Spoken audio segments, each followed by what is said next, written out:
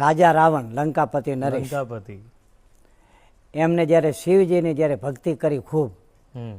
અને ભક્તિથી એમને શિવજી પ્રસન્ન ના થયા હમ. ભક્તિ કરવાથી, હમ.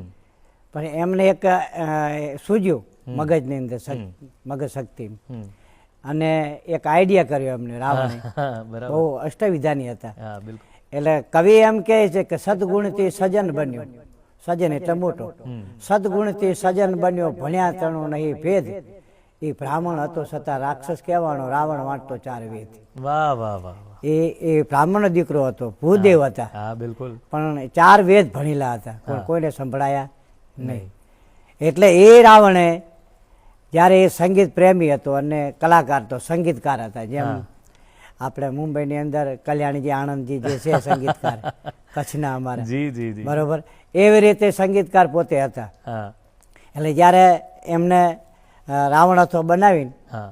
એટલે એક હાથની નસું ખેંચીને અને એના તાર બનાવ્યા, આ તાર, અને એનું માથું એક કે 10 માથા કહેવાતા, હા, હા, હા. એક માથું કાપીને એમનું, અને આ એને નારિયેળની કાટલી છે એવી રીતે આ એનું માથું છે રાવણનું, ઓહ.